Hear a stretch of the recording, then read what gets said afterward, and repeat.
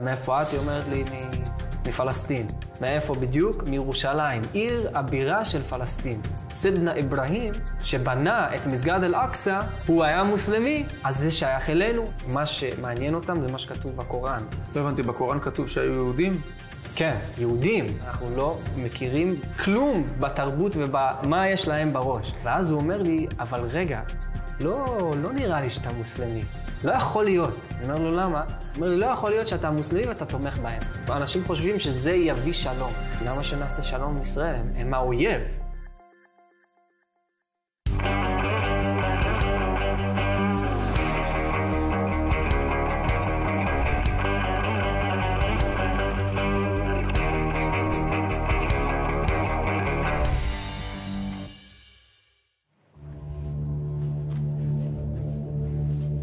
מוריאל בראלי, מחבר הספר בני ובנק, שזה ספר על שיחות עם ערבים, פלסטינאים, ואפשר לחשוב שכביכול גדלת בבית דובר ערבית, קולחת, ולכן גם ניצלת את זה לשיחות, אבל הסיפור שלך אחר לגמרי, גדלת בארצות הברית, עלית לארץ.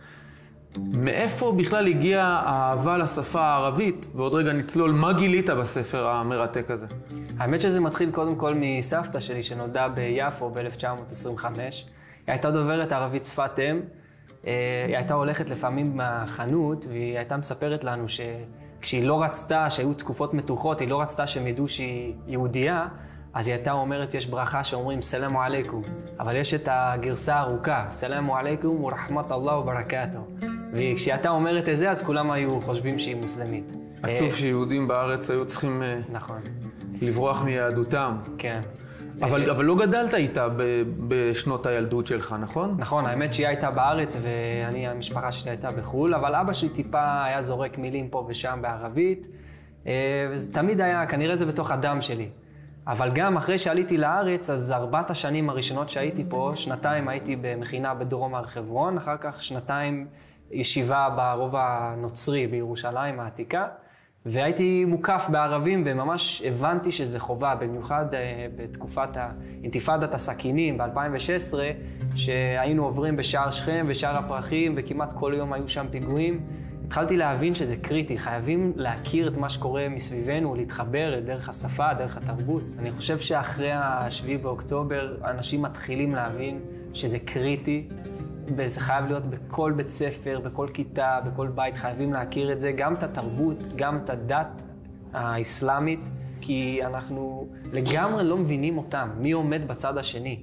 אם זה אויב ואם זה אוהב, אבל מה הם חושבים עליהם? אתה יוצא למסע של שיחות בגלל השפה, כי אתה רוצה ללמוד שפה, איך בכלל רוכשים את השפה הזאת? מה עשית, מה הצעדים שעשית, עד כדי כך שהיום אתה יודע ממש ערבית על בוריה, ואפילו נרחיב בהמשך, הצלחת להתאמה בחברה הערבית מבלי שבכלל יחשדו שאתה יהודי.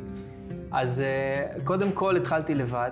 בגלל שיש לי אנגלית, אז ככה יכולתי לגשת להרבה יותר תוכן. ואז מצאתי את האפליקציה הזאת, שפשוט אחרי שהיה לי בסיס מספיק טוב שיכולתי לנהל שיחה, אז בתוך האפליקציה הזאת ללימוד שפות התחלתי לדבר עם ערבים מכל העולם. בניתי פרופיל שאני אמריקאי, דובר אנגלית, רוצה ללמוד ערבית. לא איזה חלילה יהודי שרוצה לדבר עם ערבים, אלא אל תחשדו, אני אמריקאי. כן, הבעיה היא שכשכן אמרתי שאני יהודי או ישראלי, אז לרוב חסמו אותי או קיללו אותי, שזה עצוב שזה המצב, אבל כולנו יודעים שזה... אז אתה למעשה מנסה לייצר קשרים עם ערבים, במטרה לשפר את השפה הערבית שלך, אבל על הדרך אתה לא רק לומד את הערבית שלהם, אתה לומד את התרבות שלהם.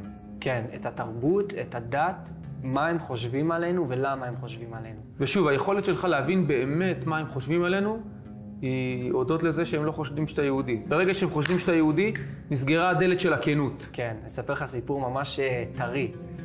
בטח אתה שמעת אחרי החיסולים של נסראללה וחזבאללה, היו כל מיני סורים שהעמידו שלטים, תודה לביבי, תודה לנתניהו, כי שם יש את המאבק בין נשים לסונים וממש הורגים בהם שם בסוריה. ואני אמרתי, אני רוצה לבדוק את השטח, כי סבבה, אפשר לראות את זה בחדשות, אבל אני רוצה לבדוק את השטח. אז פתחתי את האפליקציה, חיפשתי אנשים שגרים בסוריה, והתחלתי לדבר, התחלתי לשאול. עכשיו, אני סוג של... סיפרתי להם סיפור כיסוי אחר. כי אם אני אגיד להם שאני אמריקאי, הם גם לא יספרו לי דווקא את האמת במה שרציתי לשאול. אז סיפרתי להם שאני ערבי סורי, מוסלמי, שגר בניו יורק, שנולדתי שם, גדלתי שם, אבל ההורים שלי רצו שאני אהיה לגמרי... מערבי. מערבי, מניו יורק, אמריקאי, לא לימדו אותי אסלאם ולא לימדו אותי ערבית. ככה גם אם יש לי טעויות בערבית או משהו... לא יחשדו בך, זה חלק מתהליך הלימוד שלך. בדיוק. אז אני התחלתי לדבר איתו, אני אומר לו, אני מזה, אספר לו את הסיפור, אז הוא מתלהב גם, כי אני אומר לו שאני סורי, אז עכשיו הוא יפתח את הלב. אז אני שואל אותו, מאיפה המשפחה שלך, מה קורה עם נשים שם? הם לא חושדים עם כל פעילות המוסד והשב"כ, הם לא חושדים... הם לא, אין להם כבר את ה... יכול להיות, והיו כאלו ששאלתי יותר מדי שאלות ונעלמו לי או חסמו אותי, אבל בדרך כלל אנשים לא חושבים על זה לדעתי. בקיצור, אני שואל אותו, תגיד, מה אתה שמח על החיסול של נסראללה? הוא אומר לי, בוודאי, הוא וכל החבר'ה שלו שילכו כולם. אז אמרתי לו, אז בקטע הזה אתה תומך בישראל? הרי הם נלחמים את המלחמה שלכם. אז הוא אומר לי, תקשיב, זה שאני שמח שהרגו את נסראללה, זה לא הופך אותי לציוני, שזה מילת גנאי אצלם. ואז הוא אומר לי, אבל רגע, לא נראה לי שאתה מוסלמי. לא יכול להיות. אני אומר לו, למה? הוא אומר לי, כי זה נשמע שאתה תומך בישראל וביהודים. אז אני אומר לו, מה, זה לא יכול להיות? הוא אומר לי, לא יכול להיות שאתה מוסלמי ואתה תומך בהם. עכשיו, אני אשאל אותך שאלה, למה אתה חושב שהוא אמר לי שאי אפשר בתור מוסלמי לתמוך בישראל? בטח, רוב האנשים חושבים, במיוחד אחרי המלחמה העכשווית, שבגלל שהוא חושב שאנחנו עושים רצח עם בעזה, ואנחנו הורגים את הפלסטינים. הפלסטינים. משהו שורשי יותר בין האסלאם ליהדות, לא? אז זה בדיוק מה שהוא עונה לי. הוא אומר לי, כי היהודים הם רוצחי הנביאים, והם כופרים. עכשיו, זאת הסיבה שהוא אומר לי שלא יכול להיות שאתה מוסלמי ואתה תומך ביהודים. עלה עליך. וזה ממש... אז כן, האמת שמאז לא דיברתי איתו כל כך. אבל אתה נוגע פה בנקודה שהיא מאוד מאוד מהותית. אתה למעשה אומר פה משהו שלחלק מהצופים עלול אפילו להישמע קיצוני.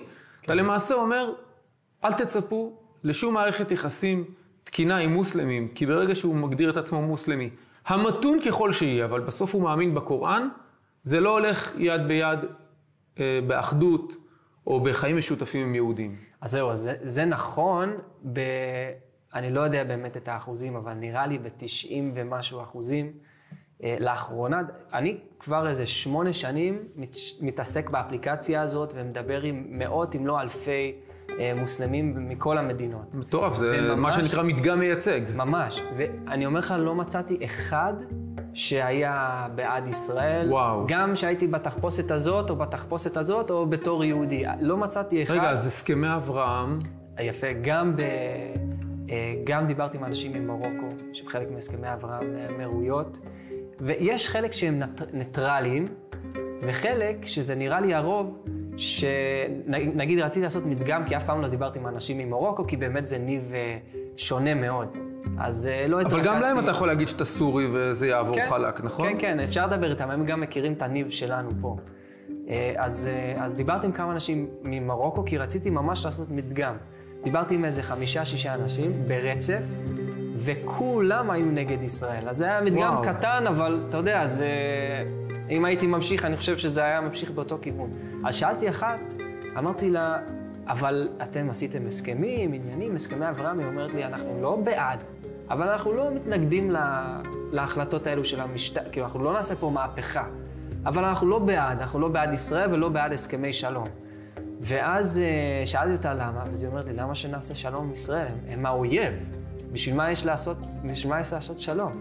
אז היא אומרת לי, וגם כל הפוליטיקה במזרח התיכון לא מציגה בכלל את התושבים. זאת אומרת, גם אם יש מדינה שעושה הסכם שלום, נורמליזציה עם ישראל, זה לא מציג את הרוב המוחלט של התושבים. לא מייצג אותם. לא מייצג אותם, אלא זה אינטרסים פוליטיים של המדינה ולא של האנשים עצמם. מדהים. עכשיו, רק לאחרונה... זאת אומרת מה, זה יותר מזכיר לנו את השפה של ההודנה עם הפלסטינאים. בסדר, כרגע טוב לנו, משתלם לנו להרגיע את הרוחות. אולי גם הסכמי שלום עם מצרים, ירדן. כן. אבל כשתהיה ההזדמנות לתת מכה לישראל, אנחנו נשמח. כן, זה מבוסס על הסכם חודייביה שמוחמד עשה, כן. שזה היה מופת. שהוא הסכם רמאות שלמעשה כל עוד מוחמד ראה שהוא חלש, אבל ברגע שהוא התחזק, הוא שחט יהודים. בדיוק, וגם בהסכמי אוסלו, או בואו נלך טיפה אחורה, ההסכם עם מצרים, שזה היה לפני, ממש באוניברסיטה המרכזית שם, היא האוניברסיטה הכי גדולה לאסלאם, אוניברסיטת אל-אזהר במצרים, והוציאו פסק הלכה לממשלה, שהם יכולים לעשות את ההסכם שלום עם ישראל, כי זה מבוסס על ההסכם הזה של חודייביה. וגם ערפאת, אחרי הסכמי אוסלו, אמר את אותו דבר. והם אומרים את זה במפורש, אנחנו רק לא רוצים להקשיב. ממש, זה חוזר על עצמו פעם אחר פעם. זאת אומרת, אתה אולי לא רוצה להיות נביא זעם, אבל בכל זאת אני אלך עם התסריטים האלה. יכול להיות שביום מן הימים, כשמצרים תראה לנכון, ירדן תראה לנכון, כל הדבר הזה יקרוס ברגע, כי בסוף, אם הם מוסלמים, והם מוסלמים, ואם הם מאמינים, ועושה רושם שהם מאמינים, זה לא מתכנס עם לחיות לצד ישראל. כן. תשמע, זה מפחיד.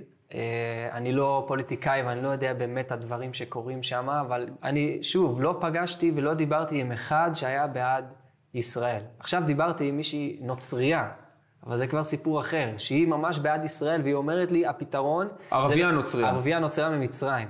היא אומרת לי, הפתרון זה לחסל את כל הקיצונים, ולחזק את מתונים. מתונים. עכשיו... מה שנקרא, את זה אני רציתי לשאול לך. כן. המתונים, זה תמיד קל לנו לחפש את המתונים. עכשיו, עזוב את זה שגם אם אנחנו מדברים על כמה מתונים, בוא נגיד ואנחנו אומרים, ויש 50% מתונים, שזה לא התסריטים, אז יש 50% שרוצים להרוג אותנו. זה עדיין בר קיימה, מה שנקרא. עדיין מיליארד איש. ועדיין בדיוק. אבל בוא נדבר על המתונים, סגור, אני איתך. בתוך מדינת ישראל, של ימינו, יש מוסלמים, ערבים ישראלים, מחזיקי תעודת זהות כחולה, בדואים, כאלה שמשרתים בצבא אפילו, שהמדינת ישראל אומרת, וואלה, אתה גדס"ר בדואי. אנחנו מכירים את היחידות האלה בצבא. כן. אבל בסוף מדינת ישראל משביעה אותם על קוראן, כמו שאני ואתה נשבענו בצבא על תנ"ך, אז הם נשבעים ממונים לקוראן. אותו קוראן שמחקירה תרבותית שאתה עשית בסוף, רוצה בהשמדת מדינת ישראל, או העם היהודי. כן. איך זה מתכנס, או שגם פה אנחנו חיים בקונספציה שתתהפך עלינו ביום מן הימים? אני חושב שהכל תלוי בחינוך. ואיך אפשר לחנך כל כך הרבה אנשים שהם כל כך נגדנו, להפוך אצלם את החינוך, אני לא יודע, אבל יש לי איזה כיוון.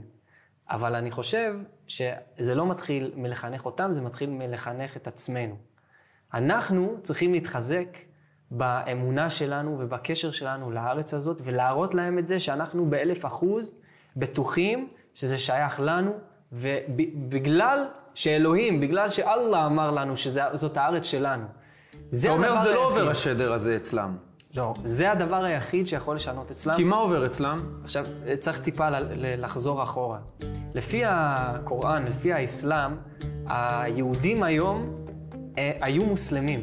זאת אומרת, בני ישראל היו מוסלמים, והיהודים היום ירדו מהדרך הנכונה הזאת שהיא נקראת האסלאם. על אף שהם מכירים בכך שהיהדות היא דת שקדמה לנצרות ולאסלאם. לא, אין דבר כזה. האדם הראשון היה מוסלמי. יש פסוק, אני חושב שזה בקוראן, שכתוב, אין הדין ענד אללה אל-אסלאם, שהדת אצל אללה זה האסלאם. זאת אומרת, האדם הראשון נולד, נברא, מוסלמי. מתי? בריאת העולם. אברהם היה מוסלמי. זאת אומרת שכשאנחנו לומדים בשיעורי היסטוריה שהדת האסלאם על ידי מוחמד ומכה וכולי לפני... זה בדיוק דוגמה שמראה שאנחנו לא מכירים כלום בתרבות ובמה יש להם בראש. אני עשיתי כאילו סרטון הסבר על זה, אז הגיבו לי כמה אנשים. הם אמרו לי, אתם היהודים לא יודעים מה זה אסלאם ומה זה מוסלמים, אתם לא מלומדים.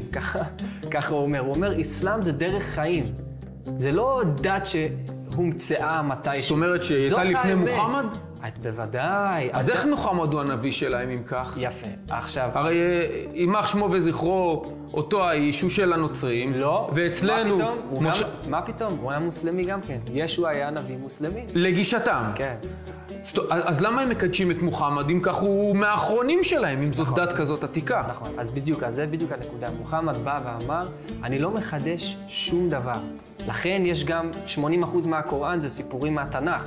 על אברהם, יצחק, יעקב, יציאת מצרים, מתן תורה. שגם הם היו מוסלמים, לגישתם. שכולם היו מוסלמים. אז בגלל שבני ישראל שהיו מוסלמים, הם קיבלו תורה בהר סיני ממשה, שהיה מוסלמי גם כן. אבל אז הם חטאו בכל החטאים, כמו שאמרתי בהתחלה, שהם גם הרגו את הנביאים, וחטאו בעבודה זרה, הם ירדו מהדרך הנכונה הזאת שהיא נקראת האסלאם. בעצם בערבית אסלאם זה כניעה, להיות כנוע לאלוהים. אם אתה כנוע לאלוהים, מאמין באל אחד ובנביאים שלו, אז אתה מוסלמי.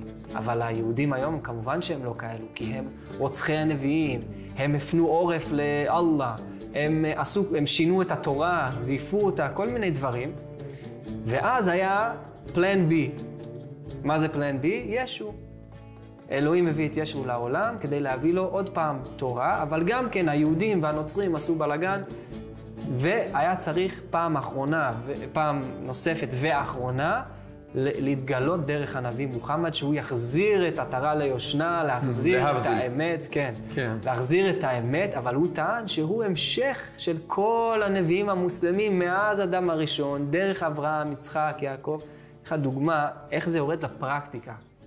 דיברתי עם בחורה מירושלים, אז באפליקציה, אז היא חשבה שאני אמריקאי, אז היא אומרת לי, אני שואל אותה, מאיפה את? היא אומרת לי, מפלסטין. מאיפה בדיוק? מירושלים, עיר הבירה של פלסטין. ככה היא מציגה. אני אומר לה, מה זאת אומרת עיר הבירה של פלסטין? אף פעם לא, היא לא הייתה עיר הבירה של שום שלטון מוסלמי שהיה פה בארץ הזאת.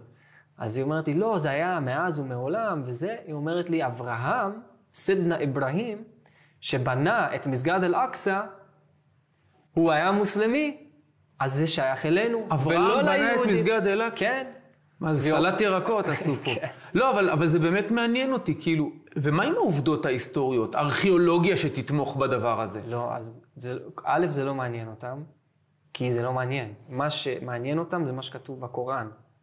הארכיאולוגיה זה לא מעניין, וגם, הרי אי אפשר לסמוך על אף אחד, כי כל הארכיאולוגיה זה זיופים של הציונים, לפי שיטתם. כן. ויש את הרעיון המפורסם הזה של מרדכי קידר עם השייך הסורי באל-ג'זירה, שהשייך אומר ש80% מהארכיאולוגיה שמצאו בפלסטין זה מוסלמי, 18% נוצרי ו2% כנעני, שזה משאיר 0% ליהודים. אז זה הנרטיב כביכול שהם מספרים. צריך להגיד בהגינות שיש להם נקודות, מה שנקרא, לרעתנו. בוא נגיד שאם אני עכשיו אתן לילד לצייר את אברהם אבינו, איך הוא מדמיין אותו, ניתן פשוט לילד בגיל 6 לצייר לי את אברהם אבינו. כנראה שהוא לא יצייר אותו לא כמו חסיד בבני ברק ולא כמו דתי לאומי. הוא כנראה יצייר אותו יותר דומה למוסלמי, נכון? עם איזה ג'לביה כזאת, נכון? ככה אנחנו מדמיינים את אברהם אבינו. וגם פה, לפעמים זה נראה שאנחנו לא קשורים לאזור הזה. זאת אומרת, זה נראה שהם מדברים את שפת המזרח התיכון, ואנחנו העוף המוזר כאן. בדיוק. ונחזור למה שאמרתי קודם, שהפתרון מתחיל אצלנו פנימה. אנחנו לפעמים במעשינו מוכיחים להם שהם צודקים. אנחנו מוכיחים להם שוואלה, היהודים היום הם לא בני ישראל. הנה, קחו את יהודה ושומרון, קחו את כל המקומות הכי קדושים, קחו את איפה שאברהם אבינו הלך. קחו את זה. אז כנראה, הם אומרים, וואלה, כנראה שאנחנו צודקים. הם בעצמם אומרים, הנה, קחו, זה אברהם היה משלנו. זאת אומרת, עצם זה שאנחנו מנדבים פתרונות כמו קווי 67 והתנתקות ויציאה כנראה שאנחנו לא באמת מחזיקים במקומות האלה ובזכותנו עליהם. ועל ידי זה אנחנו מחמירים את הבעיה, במקום, אנשים חושבים שזה יביא שלום. אנחנו מחמירים את הבעיה, מחמירים את השנאה שלהם כלפינו. רק כשהם יראו שאנחנו ב1000% בטוחים באמת שלנו, ומוכיחים להם את זה במעשינו, זה יהיה התחלה של פתרון, ואולי גם התחלה של שינוי תודעתי. שזה מדהים, כי השנה האחרונה ממש מוכיחה את זה. כי מצד אחד, לאורך כל השנים, כמעט לא הייתה נסיגה אחת שבסוף הביאה את השקט המיוחל, עד רבה היא הגבירה. אוסלו הגביר את הטרור ביהודה ושומרון, ההתנתקות, אנחנו רואים כולנו בשנה האחרונה את התוצאות שלה, חזרנו לעזה, יש שיגידו התיישבות, לא משנה, עובדתית, אנחנו שם פיזית עכשיו כדי לתקן את מה שהם עשו לנו. כן. אתה אומר, זה לא רק עניין של ביטחוני, הבנה בביטחון של אם אתה נותן לטרור, אתה רק מעצים אותו, יש פה עניין יסודי תרבותי.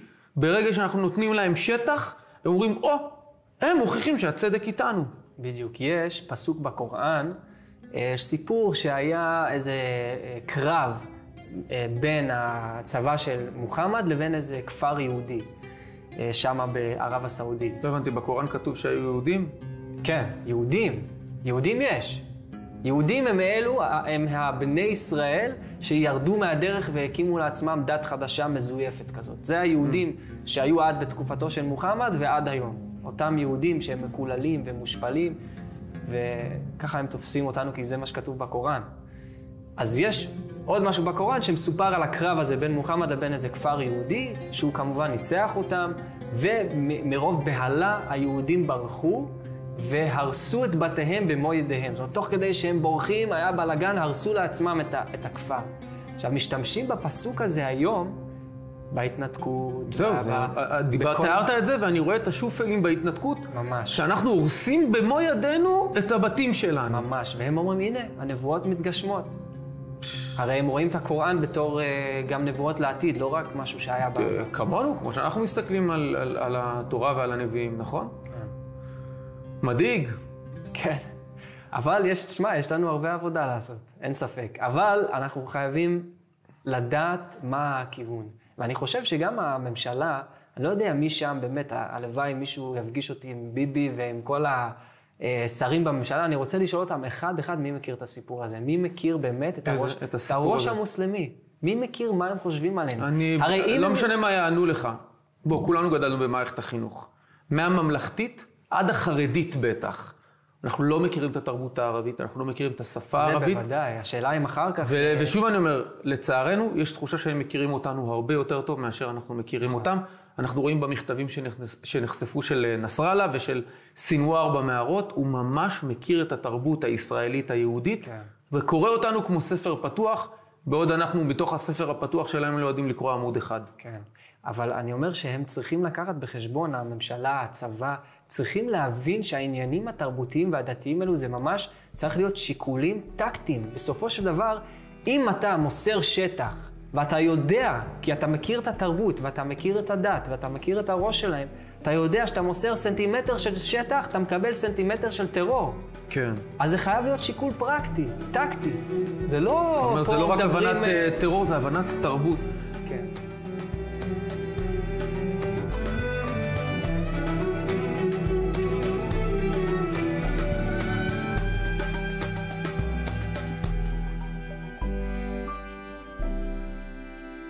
לספר שלך אתה קורא בני ובנק, אתה חושש לחייך אם ספר כזה יתפרסם ויהיה חזק בחברה הערבית? אשתי חוששת, היא כל הזמן אומרת לי... תנמיך פרופיל. תעדן קצת את ה... אבל, אז אתה יודע, צריך מאוד מאוד להיזהר עם הדברים האלה. זהו, זה נראה שלא יהיה ספר שני אם כך. יכול להיות, שמע, יש הרבה המשך לדבר הזה. אני גם ממשיך לדבר עם אנשים מכל העולם, ולהבין גם מאוד מעניין על השינויים שקורים פה בארץ, אם זה גורם לזה שינוי תודעתי, לכן חקרתי את העניין הזה בסוריה, להבין, אולי הם מתחילים לראות שאנחנו... רציניים. אלוהים איתנו, כי אני חושב שיש 3 דברים שהם קובעים את המציאות פה במזרח התיכון, שזה כוח, כבוד ואלוהים. עכשיו, זה הולך ביחד. אם אתה חזק ואתה מכבד את עצמך, זה יכבדו גם אותך, וזה מוכיח שאלוהים איתך. אם אתה חלש ואין לך כבוד עצמי, אתה מוותר על האדמה שלך, אתה מוותר על הדת שלך, אתה לא מחובר לדת שלך, אז ברור שאלוהים לא איתך. וזה ממש צריך להחדיר את זה לתודעה שלנו, שזה מה שישנה פה את התפיסה גם בעולם המוסלמי כלפינו. אבל אנחנו חייבים להיות חזקים גם פיזית וגם באמונה שלנו, וגם להראות להם שיש לנו כבוד עצמי. עכשיו, אנחנו לא רוצים להיות אכזרים, אנחנו לא רוצים להרוג אנשים, אבל בסופו של דבר, מה זה מוסר? לשלוח את החיילים שלנו ואת האזרחים שלנו שסופגים טרור וסופגים טילים, אז זה מוסרי כדי לחפות על... כן. זו שאלה מאוד קשה, אבל בסוף אנחנו צריכים להתחבר לשורשים שלנו, לאמת שלנו, ולעמוד איתנים באמת שלנו, ורק זה מה שיכול לשנות את התודעה גם אצל המוסלמים.